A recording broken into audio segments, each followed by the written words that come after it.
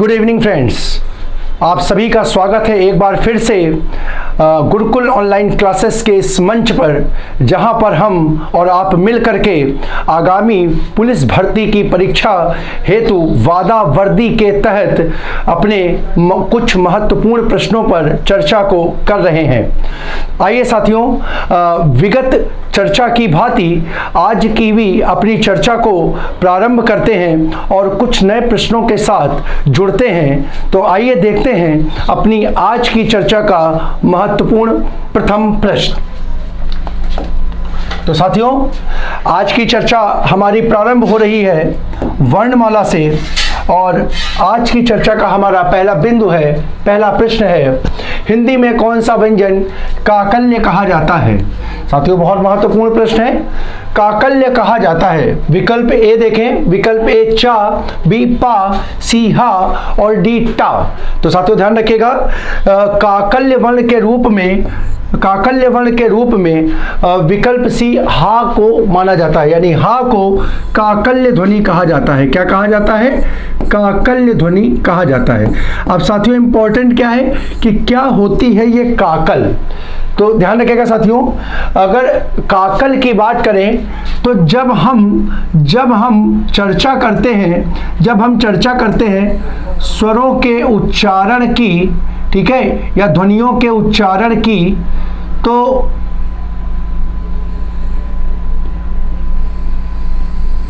ठीक है, देखिए, तो इस प्रकार से हमारा जो मनुष्य का मुख है, तो यहाँ पर देखिए, यहाँ पर हमारी ध्वनियों का जो उच्चारण होता है उसमें ये हमारा कंठ का भाग होता है, ये हमारा कंठ का भाग होता है, ठीक है। उसके ऊपर ये तालुव्य होता है, तालुव्य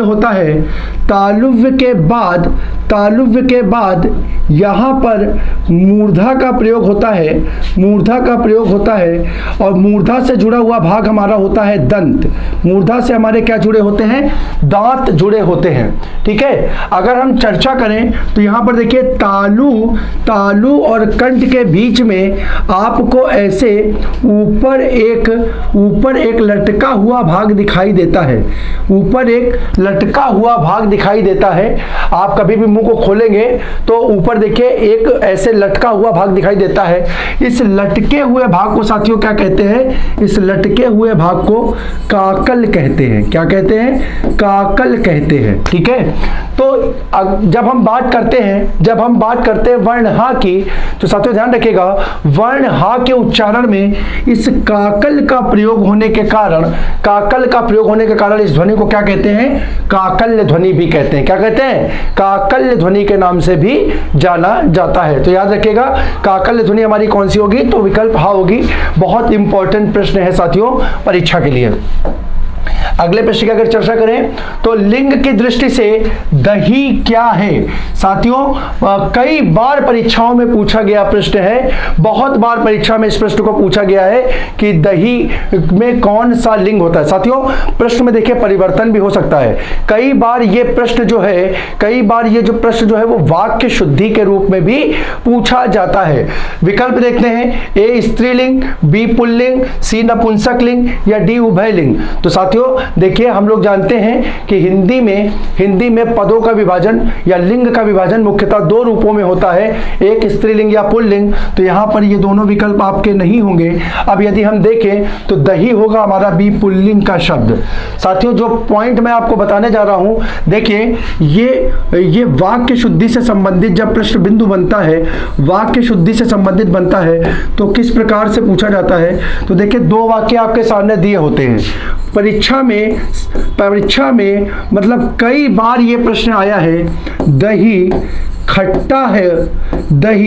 खट्टा होता है अथवा दही खट्टी होती है। दही खट्टा होता है अथवा दही खट्टी होती है। अब साथियों अगर देखिए हम इसकी चर्चा करें तो बोलने की, अगर हम लोग सामान्य रूप से अगर इसकी चर्चा करेंगे तो हम लोग क्या कह सकते हैं कि यार बोलने में तो हम लोग कभी कभी बोल देते दही खट्टा होता है, कुछ लोग प्रयोग कर देते दही खट्टी होती है, ठीक है, दही खट्टी होती है। तो अब इसमें हम लोग ऊहापोह की स्थिति में आ जाते हैं, मन में दुविधा उत्पन्न हो जाती है कि इसमें सही कौन सा होगा। तो ध्यान रखिएगा, अगर आपको ये मालूम है कि दही पद कैसा है, पुल्लिंग का है, दही पद कैसा है, पुल्लिंग का है, तो उसके साथ जो विशेषण और क्रिया का पद होगा वो भी कैसी होगी, पुल्लिंग की होगी। अब यहां पर देखिए साथियों, एक पद है खट्टा और एक पद है खट्टी, तो यहां पर देखिए पुल्लिंग के रूप में किसका प्रयोग होगा, पुल्लिंग के रूप में खट्टा का प्रयोग होगा। किसका प्रयोग होगा, पुल्लिंग के रूप में खट्टा का प्रयोग होगा।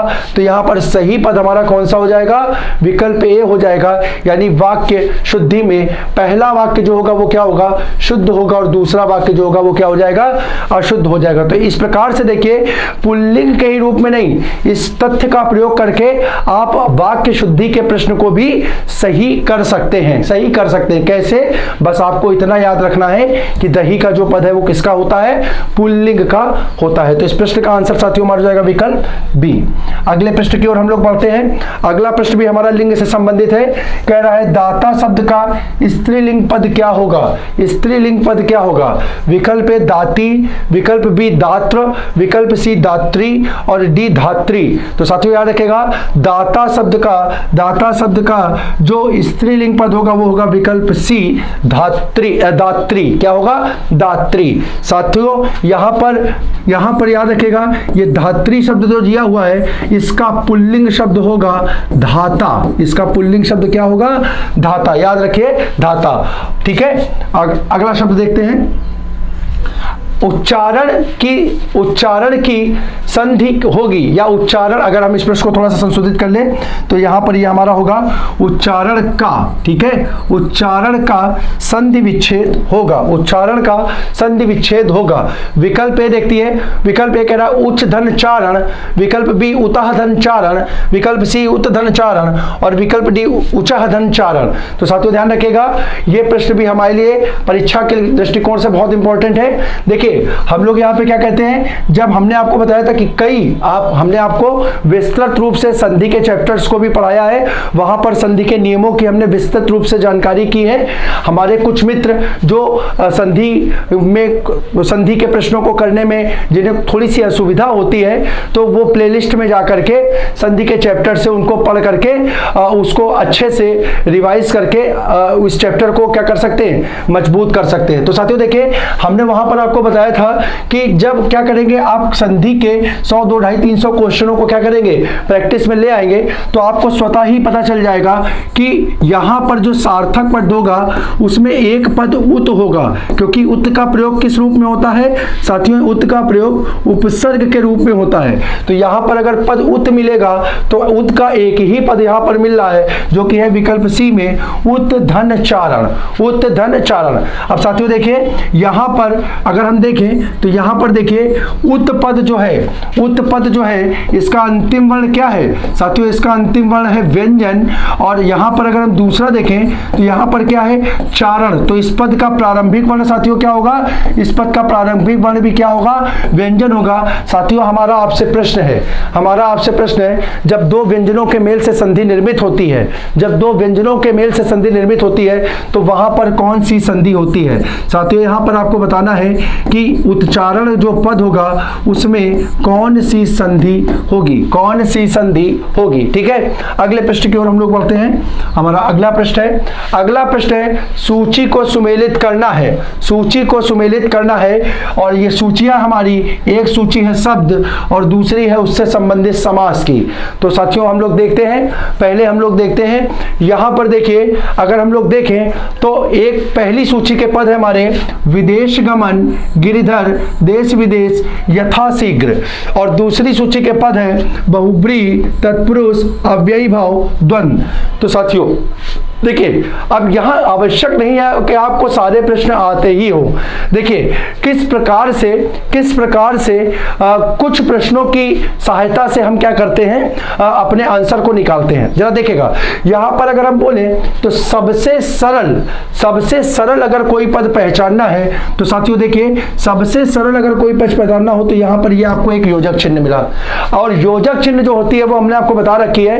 प्रायः योजक चिन्हों का जो प्रयोग होता है वो किसमें होता है साथियों, तो वो आपको पता चल गया द्वंद्व समास में होता है। किसमें होता है साथियों, द्वंद्व समास में योजक चिन्ह का प्रयोग होता है। द्वंद्व समास में योजक चिन्ह का प्रयोग होता है। तो अगर हम इसको देखें तो सी यानी द्वंद्व समास दिया हुआ है सी का फोर्थ की अगर चर्चा करें तो साथियों यहां पर देखिए सी का फोर्थ देखते ही आपका एक ऑप्शन ये हट गया और दूसरा ऑप्शन ये हट गया। सी का फोर्थ देखते ही आपके पास से दो ऑप्शन हट गए, यानी अब आपका आंसर कौन सा होगा, या तो सी होगा या डी होगा। अब दूसरा प्रश्न आप देखिए, दूसरा आप बहुत अच्छी प्रकार से जानते हैं कि अगर किसी पद में किसका उपसर्ग का प्रयोग हुआ हो, और साथियों उपसर्ग से निर्मित पद यहां पर कौन सा है, तो साथियों यहां पर देखिए उपसर्ग से निर्मित पद है विकल्प डी, जहां पर उपसर्ग क्या लगा है, यथा उपसर्ग का प्रयोग किया है ना, यथा उपसर्ग का प्रयोग किया है। और अगर उपसर्ग की बात करें तो उपसर्ग से निर्मित समास साथियों कौन सा होता है, तो वो होता है अव्ययी भाव समास। कौन सा होता है, अव्ययी भाव। अब जरा देखिए डी का थर्ड कहां दिया है, तो साथियों देखिए डी का थर्ड जो दिया हुआ है वो सी और डी में दिया है, यानी यहां पर ये आंसर भी आपका हट गया।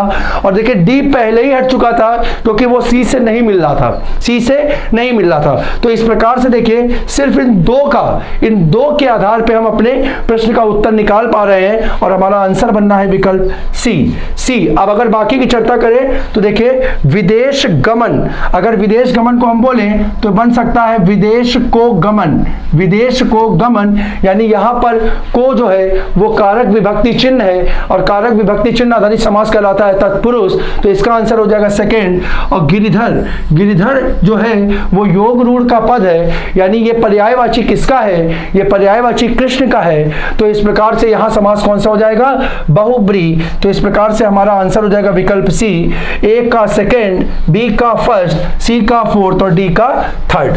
चलिए साथियों अपने अगले प्रश्न की ओर बढ़ते हैं और हमारा अगला प्रश्न है संन्यास शब्द में कौन सा उपसर्ग है। साथियों हमने आपको संधि पढ़ाई थी, हमने आपको बताई थी कि अगर किसी पद में क्या हो, अनुस्वार का प्रयोग हो, किसी पद में क्या हो, अनुस्वार का प्रयोग हो, तो अनुस्वार किसके फलस्वरूप प्राप्त होती है, तो साथियों अनुस्वार जो है वो मां वर्ण के फलस्वरूप प्राप्त होती है। अब यदि अनुस्वार को मां में परिवर्तित करेंगे तो यहां पर हमें पद मिल जाएगा समधन्यास। और यहां पर अगर हम देखें तो पूर्व पद जो होता है वो क्या होता है, उपसर्ग का पद होता है, तो यहां पर उपसर्ग के रूप में किसका प्रयोग हो जाएगा, विकल्प ए सम का प्रयोग हो जाएगा। किसका प्रयोग हो जाएगा, सम का प्रयोग हो जाएगा। तो हमारे प्रश्न का आंसर होगा विकल्प ए सम। अगला प्रश्न साथियों हमारा पांडव शब्द में कौन सा प्रत्यय है। साथियों कौन सा प्रत्यय है, विकल्प ए कृदंत, बी तद्धित, सी स्त्री और डी प्रत्यय नहीं है। साथियों बहुत महत्वपूर्ण प्रश्न है ये, जरा यहां पर ध्यान देखिएगा। यहां पर एक प्रश्न आपको और मिलता है, एक पूरक प्रश्न यहां पर मैं आपको जोड़ करके बता रहा हूं। वो प्रश्न क्या है, हम आपको बोल रहे हैं कि प्रत्यय जो होते हैं, प्रत्ययों का विभाजन कितने रूप में किया गया है, तो साथियों ध्यान रखिएगा प्रत्यय का विभाजन दो रूपों में किया गया है। प्रत्यय का विभाजन दो रूपों में किया गया है। अब अगर दो रूप की आप चर्चा करें तो वो दो रूप कौन कौन से हो सकते हैं, तो ध्यान रखिएगा साथियों यहां पर एक प्रत्यय होता है कृत प्रत्यय, एक कौन सा होता है, कृत प्रत्यय, और दूसरा कौन सा होता है, तद्धित प्रत्यय। कौन सा होता है, तद्धित प्रत्यय। ठीक है, यानी जब क्रियापद के अंत में कृत प्रत्यय क्या होता है साथियों, से ध्यान रखिएगा, यहां पे ध्यान रखिएगा कृत प्रत्यय का निर्माण किससे होता है, कृत प्रत्यय का निर्माण होता है क्रियापद से। यानी क्रियापद के अंत में जब प्रत्यय लगाते हैं, क्रियापद के अंत में क्या लगाते हैं, प्रत्यय लगाते हैं, तो उससे निर्मित प्रत्यय क्या कहलाता है, कृदंत प्रत्यय कहलाता है। क्या कहलाता है, कृदंत प्रत्यय कहलाता है। और तद्धित प्रत्यय का निर्माण साथियों होता है संज्ञा अथवा सर्वनाम पदों से, संज्ञा अथवा विशेषण पदों से, यानी संज्ञा और विशेषण पद के साथ जब किसी प्रत्यय का निर्माण होता है। देखिए हमने आपको बताया साथियों, देखें कैसे होता है। तो हमने बताया किसी भी पद के साथ बाद में आने वाला जो शब्दांश या पदांश होता है, उसे हम किस नाम से जानते हैं साथियों? उसे हम प्रत्यय के नाम से जानते हैं। किसके नाम से जानते हैं? प्रत्यय के नाम से जानते हैं। अब यहां पर साथियों निर्भर करता है इस पद पे, ध्यान रखिएगा। अगर ये पद कैसा है, ये पद संज्ञा अथवा, मैंने क्या बताया, ये पद संज्ञा अथवा विशेषण का हो। किसका हो? संज्ञा अथवा विशेषण का हो तो प्रत्यय हो जाएगा साथियों तद्धित। प्रत्यय कौन सा हो जाएगा? तद्धित। और याद रखिएगा अगर यही पद किसका हो साथियों, यही पद अगर क्रिया का हो, ये पद किसका हो?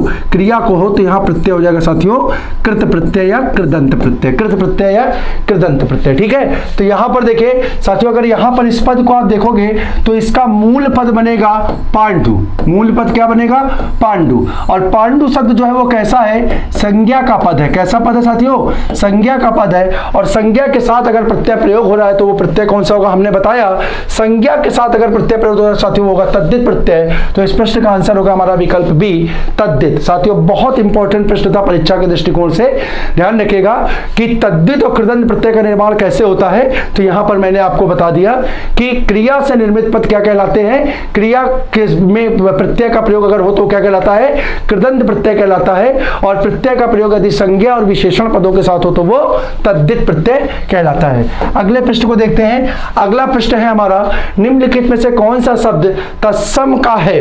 विकल्प ए नेह, बी तपसी, सी निम्ब और डी दाख। तो यहां पर ध्यान रखें साथियों, तत्सम का पद यानी फिर से आपको याद होगा तत्सम, मेरे ख्याल से अब आप सब लोग इस चीज को याद कर चुके होंगे, आपके मेमोरी में ये बस चुकी होगी, आपके परमानेंट मेमोरी में जाकर के ये सेव हो गया होगा, ठीक है। तत्सम का मतलब संस्कृत। अब अगर आपको संस्कृत का पद यहां पर देखना है तो यहां पर आपको संस्कृत का पद मिलेगा साथियों, कौन सा?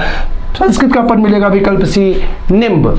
निम्ब में किसका है? यहां पर देखिए संयुक्त वर्ण का प्रयोग हुआ है, संयुक्त वर्ण का प्रयोग या संयुक्त व्यंजन का प्रयोग हुआ है। इस कारण से यहां पर ये कैसा हो गया? यहां पर ये कैसा हो गया? तत्सम का पद हो गया, तत्सम का पद हो गया। साथियों बाकी के तीनों पद जो हैं, बाकियों के तीनों पद जो है वो कैसे हो जाएंगे? तत्भव के हो जाएंगे। कैसे हो जाएंगे? तत्भव के हो जाएंगे। अब साथियों अगर बात करें तो साथियों देखिए स्नेह का तत्सम होगा, स्नेह, नेह का तत्सम होगा स्नेह, तपसी का होगा तपस्वी, तपसी का होगा तपस्वी, ठीक है। निम्ब, निम्ब साथियों में तत्सम है, इसका तद्भव रूप होता है नीम, इसका तद्भव रूप होता है नीम। और साथियों ध्यान रखिएगा दाख, दाख का तत्सम होगा द्राक्ष या कहीं कहीं ये द्राक्षा के रूप में भी मिलता है। साथियों याद रखिएगा एक महत्वपूर्ण प्रश्न आपको यहां पर बता रहे हैं पूरक प्रश्न के रूप में। दाख का पर्यायवाची, दाख का अर्थ, दूसरे शब्दों में कहें अगर इसका अर्थ क्या होता है ध्यान रखिएगा, दाख का अर्थ अंगूर होता है। यानी कभी पूछ दिया जाए कि दाख का पर्यायवाची क्या है तो याद रखिएगा दाख का पर्यायवाची अंगूर होगा। हमारा अगला प्रश्न है गमला और आल्पिन किस भाषा के शब्द हैं? ठीक है, विकल्प ए फ्रेंच, विकल्प बी अंग्रेजी, सी पुर्तगाली और डी जापानी। तो साथियों याद रखिएगा बहुत इंपॉर्टेंट प्रश्न परीक्षा में कई बार पूछा गया है। गमला और आल्पिन जो है वो विकल्प सी पुर्तगाली भाषा के शब्द है। और ये सारे के सारे किसके अंतर्गत आते हैं साथियों? तो ये सारे के सारे आते हैं विदेशज के अंतर्गत। किसके अंतर्गत आते हैं? विदेशज के अंतर्गत। अगला प्रश्न है हमारा, अगला प्रश्न है शैशव शब्द से बना संज्ञा शब्द है। साथियों प्रश्न देखिए यहां पर आपसे पूछ रहा है कि शैशव शब्द, मूल रूप से प्रश्न जो है वो कह रहा है शैशव शब्द में प्रयुक्त संज्ञा है। प्रयुक्त संज्ञा यानी कौन सा संज्ञा, कौन सी संज्ञा जो है वो शैशव पद में है। तो देखिए विकल्प ए भाववाचक संज्ञा, बी जातिवाचक संज्ञा, सी व्यक्तिवाचक संज्ञा और डी पदार्थवाचक संज्ञा। तो साथियों ध्यान रखिएगा शैशव शब्द जो है इसका मूल पद है शिशु और इस शिशु में प्रत्यय का प्रयोग करके बना है। शिशु में प्रत्यय का प्रयोग करके बना है। और शिशु जो होता है साथियों वो कैसा पद है, सभी लोग जानते हैं शिशु जो है वो जातिवाचक संज्ञा है, जातिवाचक संज्ञा है। और जातिवाचक संज्ञा में साथियों, जातिवाचक संज्ञा में जब किसका प्रत्यय का प्रयोग कर देते हैं, प्रत्यय का प्रयोग कर देते हैं तो हम सभी को मालूम है निर्मित पद क्या कहलाता है, भाववाचक बन जाता है। क्या बन जाता है, भाववाचक बन जाता है। तो इस पद का सही आंसर होगा हमारा विकल्प ए। इस पद में यानी शैशव पद में कौन सी संज्ञा होगी, तो साथियों इसमें भाववाचक संज्ञा होगी। हमारा अगला प्रश्न है, हमारा प्रश्न है जो सर्वनाम शब्द वक्ता, श्रोता अथवा किसी अन्य व्यक्ति के लिए प्रयोग किया जाता है उसे क्या कहते हैं, उसे क्या कहते हैं।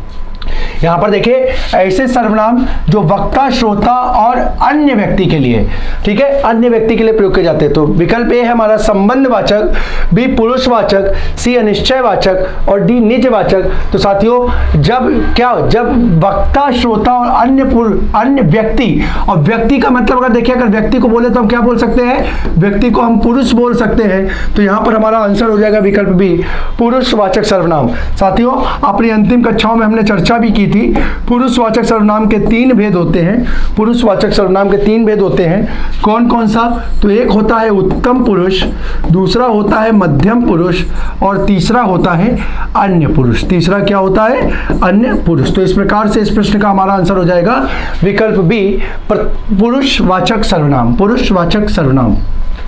अगला प्रश्न हमारा योग्य व्यक्ति ही पहचाना जाता है, वाक्य में योग्य शब्द क्या है, वाक्य में योग्य शब्द क्या है। विकल्प है सार्वनामिक विशेषण, बी परिमाणवाचक विशेषण, सी संख्यावाचक विशेषण और डी गुणवाचक विशेषण। तो साथियों देखिए यहां पर अगर इस पद को हम देखें तो वहां पर एक पद है हमारा योग्य और दूसरा है हमारा व्यक्ति, एक है योग्य और दूसरा है व्यक्ति। अब यहां पर व्यक्ति कैसा है, तो ध्यान रखिए व्यक्ति कैसा है, तो व्यक्ति है योग्य, यानी ये योग्य जो है वो व्यक्ति की क्या बता रहा है, ये व्यक्ति की एक प्रकार से विशेषता बता रहा है। और विशेषता में भी, विशेषता में किस भाव को बता रहा है, तो ये व्यक्ति के गुण को बता रहा है। किसको बता रहा है, गुण को बता रहा है। और गुण को बता रहा है तो यहाँ पर कैसा विशेषण हो जाएगा साथियों, यहाँ पर गुणवाचक विशेषण हो जाएगा, यानी प्रश्न का हमारा आंसर होगा विकल्प डी। अगले प्रश्न की ओर हम जाने, अगले प्रश्न की ओर हम जाए और अगला प्रश्न है हमारा परिमाणवाचक क्रिया विशेषण अव्यय क्या है।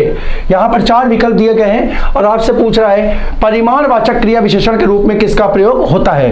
विकल्प ए क्षण भर, बी निसंदेह, विकल्प सी अन्यत्र और डी अत्यंत। तो साथियों परिमाणवाचक के रूप में, परिमाणवाचक क्रिया विशेषण के रूप में इसमें से विकल्प डी अत्यंत का प्रयोग होता है, यानी अत्यंत जो होगा वो क्या हो जाएगा साथियों, परिमाणवाचक क्रिया विशेषण हो जाएगा। अपने अगले प्रश्न की ओर बढ़े। अगला प्रश्न है हमारा रात भर जागना स्वास्थ्य के लिए अच्छा नहीं है, रेखांकित शब्द को पहचानिए। यहां पर रेखांकित शब्द कौन सा है, तो साथियों रेखांकित शब्द है भर, यानी आपको पूछ रहा है ये भर शब्द जो है इनमें से किस रूपों में प्रयोग होता है। विकल्प ए संबंध सूचक अव्यय, बी विशेषण, सी भाववाचक संज्ञा और डी समुच्चय बोधक अव्यय। तो साथियों ध्यान रखिएगा यहां पर ये भर शब्द जो है ये रात से क्या, रात से एक प्रकार के संबंध को प्रदर्शित कर रहा है, ठीक है, रात से संबंध को प्रदर्शित कर रहा है। तो यहां पर अव्यय का प्रयोग किस रूप में हो जाएगा साथियों, इसका प्रयोग हो जाएगा विकल्प ए संबंध सूचक अव्यय के रूप में। किसके रूप में हो जाएगा, संबंध सूचक अव्यय के रूप में हो जाएगा। अगला प्रश्न है हमारा कौन सा शब्द अव्यय नहीं है, कौन सा शब्द अव्यय नहीं है। तो साथियों ध्यान रखिएगा विकल्प ए है आज, बी कल, सी इधर और डी किसे। तो इस प्रश्न का साथियों आंसर याद रखिएगा, इस प्रश्न का सही आंसर होगा विकल्प डी किसे, विकल्प डी किसे। अब साथियों अगर हम यहां पर देखें तो ये किसे शब्द जो है, किसे शब्द जो है ये प्रश्न को इंगित कर रहा है, प्रश्नवाचक शब्द है। और अगर प्रश्नवाचक शब्द है तो याद रखिएगा इसका प्रयोग 2 रूपों में हो सकता है, या तो इसका प्रयोग सर्वनाम के रूप में हो सकता है या इसका प्रयोग विशेषण के रूप में हो सकता है, विशेषण के रूप रूप में हो सकता है। तो यानी यहां पर किसे पद जो होगा वो अव्यय का नहीं होगा, अव्यय का नहीं होगा, बल्कि सर्वनाम अथवा विशेषण के रूप में प्रयोग होगा। इस कारण से इस प्रश्न का आंसर होगा विकल्प डी किसे, विकल्प डी किसे। अगला प्रश्न है हमारा, कौन सा शब्द घर का पर्यायवाची है, पर्यायवाची की चर्चा कर रहा है। विकल्प ए विहार, विकल्प बी इला, विकल्प सी आश्रम और विकल्प डी गेह। तो साथियों यहां पर याद रखिएगा गेह का पर्यायवाची जो होता है वो विकल्प डी गेह हो जाएगा। घर का पर्यायवाची जो होगा वो क्या होगा, विकल्प डी गेह हो जाएगा। और साथियों गृह का जो तत्सम रूप होता है वो कहलाता है गृह। गृह जो है इसका तत्सम रूप है जिसका अर्थ होता है घर, और इसके अन्य पर्यायवाची के रूप में प्रयोग होते हैं भवन, भवन, सदन, भवन, सदन, निकेतन, निकेतन और आलय, और आलय। साथियों ये सब किसके, ये सब घर के पर्यायवाची होते हैं, घर के पर्यायवाची होते हैं। तो याद रखिएगा इस प्रश्न का आंसर होगा हमारा विकल्प डी। हमारा अगला प्रश्न है, अपसरण का विलोम है, अपसरण का विलोम है। विकल्प ए अभिसरण, विकल्प बी अवसरण, सी शरण और डी उपसरण। तो साथियों अपसरण का विलोम होगा हमारा विकल्प ए अभिसरण, अभिसरण। ठीक है पक्का। तो इस प्रश्न का आंसर हो जाएगा हमारा विकल्प ए अभिसरण। अगला प्रश्न है हमारा, प्राकार और प्रकार शब्द युग्म का सही अर्थ है। साथियों श्रुति सम भिन्नार्थक का पद है, श्रुति सम भिन्नार्थक का पद है। परीक्षा में इधर जो कुछ वर्षों में हमारा ट्रेंड बदला है उस ट्रेंड के अंतर्गत ऐसा देखा जा रहा है कि जो उत्तर प्रदेश में यूपी SSC के द्वारा आयोजित की जा रही परीक्षाएं हैं उसमें हिंदी में ये सम श्रुति भिन्नार्थक का एक क्वेश्चन अवश्य पूछ रहा है, जरूर से जरूर पूछ रहा है। तो हम अपनी सीरीज में ऐसा अपने हर अंक में ऐसा हमारा प्रयास होता है कि कम से कम 1 या 2 प्रश्न आपको उपलब्ध कराएं, जिससे कि इन अंकों के माध्यम से, प्रैक्टिस के माध्यम से आपके पास इतने प्रश्न पहुंच जाए, इतने प्रश्नों पर आपका अभ्यास हो जाए कि उन्हीं में से परीक्षा में आपको कोई ना कोई प्रश्न प्राप्त हो जाए। ठीक है, तो उसी को ध्यान में रखते हुए यहाँ पर ये प्रश्न आपके अंक में शामिल किया गया है। और अगर हम यहाँ पर देखें तो यहाँ पर विकल्प है ए चाहार दीवारी और बी किस्म, और विकल्प बी है ढंग और तरीका, विकल्प सी घेरा और अर्थ, और विकल्प डी रोकना और चलना। तो साथियों याद रखिएगा प्राकार और प्रकार। तो प्रकार मतलब तो आप तो जानते हो, प्रकार का मतलब होता है वैरायटी, टाइप, किस्म। ठीक है, वैरायटी, प्रकार, टाइप, किस्म। और अगर यहाँ पर आप बात करें प्राकार, तो प्राकार का अर्थ होता है साथियों चाहार दीवारी, प्राकार का अर्थ होता है चाहार, प्राकार का ही रूपांतरण परिकोटा होता है। ठीक है, परिकोटा का मतलब होता है चाहार दीवारी, चाहार दीवारी। तो यहां पर इस प्रश्न का सही आंसर हो जाएगा विकल्प ए चाहार दीवारी और किस्म, चाहार दीवारी और किस्म। हमारा अगला प्रश्न है, हाड़ौती बोली कहाँ बोली जाती है, हाड़ौती बोली कहाँ बोली जाती है। विकल्प ए राजस्थान, बी महाराष्ट्र, सी जम्मू और डी छत्तीसगढ़। तो साथियों यहाँ पर देखिए चूंकि प्रश्न हमारा हिंदी से संबंधित है, प्रश्न हमारा हिंदी से संबंधित है, तो जाहिर सी बात है थोड़ा सा विवेक का प्रयोग करके आप इस प्रश्न के उत्तर तक पहुंच सकते हैं। अगर हिंदी से संबंधित है तो महाराष्ट्र में हिंदी नहीं बल्कि मराठी बोली जाती है, यह आंसर नहीं होगा। और जम्मू और कश्मीर में उर्दू और डोगरी बोली का प्रयोग होता है या कश्मीरी का प्रयोग होता है, तो इस प्रकार से यह भी आंसर में नहीं होगा। यानी विकल्प हमारा राजस्थान और डी छत्तीसगढ़ में से कोई एक होगा, क्योंकि ये दोनों ही हिंदी भाषी क्षेत्र हैं, हिंदी भाषी क्षेत्र है। तो साथियों अगर यहाँ पर देखिए तो अगर आप पहचान सकते हैं थोड़ा सा अगर एक विषय से दूसरे विषय को मिलाएं तो देखिए हाड़ौती शब्द यानी इस शब्द का कहीं प्रयोग कभी सुना है तो आप लोगों ने इतिहास में एक वीर नायक का नाम सुना होगा जिसका नाम था सुरजन सिंह हाड़ा। ठीक है, यानी ये इसका संबंध जो था वो राजस्थान से था। किससे था? राजस्थान से था, सुरजन सिंह हाड़ा। साथियों आपको समय मिले तो आप इसके विषय में पढ़िएगा, बहुत महान योद्धा रहा है ये, बहुत महान योद्धा रहा है राजस्थान के इतिहास में इसका बहुत बहुत विशेष योगदान है। तो सुरजन सिंह हाड़ा, यहाँ पर देखिए हाड़ा जाति जो है वो राजस्थान में पाई जाती है और हाड़ा जाति जो है उसी के द्वारा या उस क्षेत्र में बोली जाने वाली बोली कौन सी होगी? हाड़ौती होगी। तो इस प्रश्न का आंसर हमारा हो जाएगा विकल्प ए, राजस्थान। ठीक है, तो अगले प्रश्न की ओर हम लोग बढ़ते हैं। हमारा अगला प्रश्न है कौन सा शब्द शुद्ध है, यानी वर्तनी का प्रश्न हमारे सामने। विकल्प 4 हमारे सामने दिए हुए हैं, तो साथियों ध्यान रखिएगा इसमें शुद्ध वर्तनी होती है परिणति। ठीक है, परिणति जो है हमारा शुद्ध वर्तनी का पद है, जिसका परिणति का मतलब होता है परिणाम।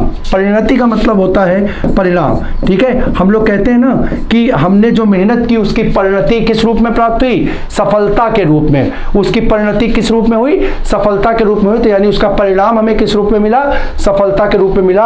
हम अपने छात्रों से, अपने छोटे भाइयों से, ठीक है, हमारे व्यूअर से यही उम्मीद करेंगे कि आप लगातार दिन रात एक कर दे, मेहनत करते रहें, तो जिससे कि आपकी जो सफलता हो वो सुनिश्चित हो सके और आप अपने सपनों को पूर्ण कर सके। ठीक है, तो याद रखिएगा शुद्ध शब्द हो जाएगा विकल्प सी, परिणति। अगला प्रश्न है हमारा, जिसको भूमि के अंदर की जानकारी हो के लिए सही शब्द होगा भूमि के भीतर की जानकारी रखने वाले के लिए सही पद पूछा है। तो विकल्प है भूधर, बी भूगर्भवेत्ता, सी पुराविद और डी पार्थिव। तो साथियों यहाँ पर देखिए, आप अगर ठीक से देखें तो भूमि का अर्थ होता है भूमि का पर्यायवाची होता है। ठीक है, और वेत्ता अर्थ का मतलब होता है जानकारी रखने वाला। तो इस प्रश्न का सही आंसर हो जाएगा विकल्प बी, भूगर्भवेत्ता। आप इस पद को जोड़ सकते हैं, भू धन गर्भ धनवेत्ता, भू धन गर्भ धनवेत्ता, और यहां से तोड़ करके लिखेंगे तो यहां पर आपको मिल जाएगा भूमि के जानकारी रखने वाला। गर्भ मतलब भीतर, गर्भ मतलब भीतर या अंदर, तो भूमि के अंदर या भीतर की जानकारी रखने वाला क्या कहलाएगा? भूगर्भवेत्ता कहलाएगा। अगला प्रश्न हम लोग देखते हैं। अगला प्रश्न हमारा, सीमा कुछ छिपा रही है, लगता है दाल में कुछ काला है, रेखांकित मुहावरे का अर्थ क्या होगा? विकल्प ए कुछ गड़बड़ होना, विकल्प डी दाल खराब होना, विकल्प सी बिगड़ जाना और विकल्प डी शक करना। साथियों ये प्रश्न जो है देखिए कि कितना प्रासंगिक है वर्तमान दृष्टिकोण से। वर्तमान में हर न्यूज़ चैनल पे, हर पेपर पे सिर्फ और सिर्फ एक ही चीज छाई हुई है। साथियों आप लोग, एक नाम बहुत अधिक चर्चा में वर्तमान में जो है वो सीमा हैदर का है। सीमा हैदर एक ऐसी महिला जो पाकिस्तान से भारत आई है ऑनलाइन प्रेम प्रसंग के चलते। ठीक है, ऑनलाइन प्रेम प्रसंग के चलते उसने यहाँ पर आकर के एक भारतीय से शादी की है और अपने 4 बच्चों के साथ यहाँ रह रही है। साथियों सुरक्षा के दृष्टिकोण से राष्ट्रीय सुरक्षा के लिहाज से ये बहुत महत्वपूर्ण विषय है। उसके बारे में जानकारी को इकट्ठा करना कि कहीं वो कोई जासूस तो नहीं, इसी को लेकर के हमारी जो इंटेल या भारतीय सुरक्षा एजेंसियां हैं वो कार्य कर रही हैं और ऐसा जरूरी भी है। तो देखिए यहाँ पर ये प्रश्न अपने आप में प्रासंगिक हो जाता है कि प्रश्न बन भी रहा है कि सीमा कुछ छिपा रही है। वास्तव में हो सकता है ना भी हो, देखिए हो सकता है ना भी हो, लेकिन राष्ट्रीय सुरक्षा के प्रश्न पर किसी भी प्रकार का कोई भी कंप्रोमाइज बर्दाश्त नहीं होना चाहिए, किसी भी प्रकार की कोई भी चीज बर्दाश्त नहीं होनी चाहिए। तो यहां पर पूछा गया है दाल में कुछ काला है, रेखांकित मुहावरे का अर्थ क्या होगा? अब यहां दाल पर कुछ काला है का मतलब क्या है कि कुछ गड़बड़ होना, यानी जो चीज है वो सुचारू रूप से ना होना। तो इस प्रश्न का सही आंसर हो जाएगा विकल्प ए, दाल में कुछ काला होने का मतलब कुछ गड़बड़ होना। अगले प्रश्न की ओर हम लोग बढ़ते हैं। हमारा अगला प्रश्न है नाक रगड़ना मुहावरे का अर्थ है। विकल्प ए खुजली करना, विकल्प बी माफी मांगना, विकल्प सी नाक में फुंसी होने पर रगड़ना और विकल्प डी अर्थ ज्ञात नहीं। ठीक है, तो नाक रगड़ने का साथियों अर्थ होता है माफी मांगना। ठीक है, विकल्प बी इसका अर्थ हो जाएगा।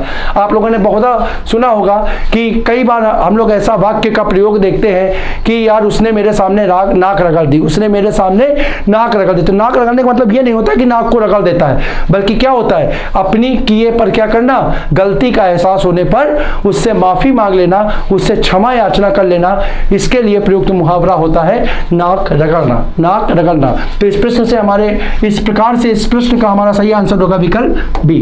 अपने अगले प्रश्न की ओर पढ़ते हैं साथियों। बहुत ही चर्चित कृति है अंधेर नगरी। नाटक जो है, ये इस नाटक के रचनाकार कौन है, नाटक के रचनाकार कौन है? विकल्प ए जयशंकर प्रसाद, बी राकेश मोहन, सी भारतेंदु हरिश्चंद्र या डी भीष्म शाहिनी। तो साथियों ध्यान रखिएगा, अंधेर नगरी नाटक के जो रचनाकार हैं वो हैं विकल्प सी भारतेंदु हरिश्चंद्र। अंधेर नगरी आप लोगों ने सुना होगा, बिल्कुल सुना होगा।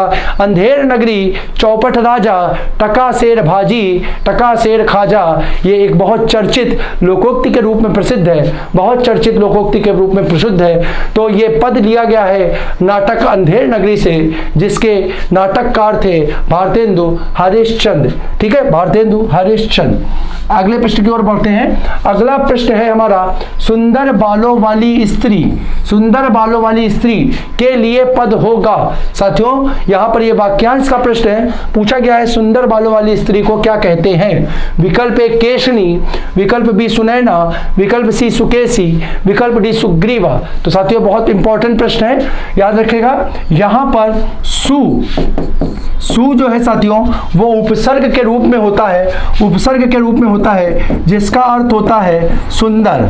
अब यहाँ पर देखिए, तो यहाँ पर पहला विकल्प तो नहीं होगा केशिनी, क्योंकि यहाँ पर कहीं भी सुंदर का प्रयोग नहीं हुआ है। अब आपका इनमें से कोई एक प्रश्न होना चाहिए, क्योंकि देखिए बी में भी सु उपसर्ग है, सी में भी सु उपसर्ग है, डी में भी सु उपसर्ग है। अब अगर बात करें तो देखिए पहले में बी में सु उपसर्ग के साथ किसका प्रयोग किया गया है?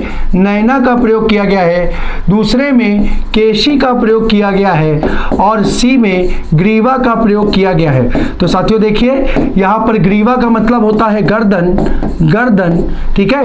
केशी का मतलब होता है बाल या केश, बाल या केश, और नैना का मतलब होता है आंख या नेत्र, आंख या नेत्र। अब यहां पर देखिए नैना में अगर सु उपसर्ग लगेगा तो बनेगा सुंदर नेत्र, और गर्दन में अगर लगेगा तो क्या बनेगा? सुंदर गर्दन, सुंदर गर्दन यानी सुग्रीवा, और केश यानी बाल में लगेगा तो बनेगा सुकेशी। क्या बनेगा? सुकेशी। तो इस प्रकार से हमारे प्रश्न का सही आंसर होगा विकल्प सी सुकेशी। ठीक है, विकल्प सी सुकेशी, अर्थात सुंदर बालों वाली स्त्री जो होती है उसे हम किस नाम से जानते हैं? सुकेशी के नाम से जानते हैं। साथियों स्त्री ईश्वर की बनाई हुई, स्त्री ईश्वर की बनाई हुई एक ऐसी कृति है जिसके अंग अंग में ईश्वर ने क्या किया है? अंग अंग में सुंदरता को शामिल किया है। साथियों आपको जान करके हैरानी होगी कि हमारे जो एक महाकवि हुए हैं संस्कृत के, महाकवि हुए हैं संस्कृत के, जिनका नाम कालिदास था, उनकी एक पुस्तक है अभिज्ञान शाकुंतलम।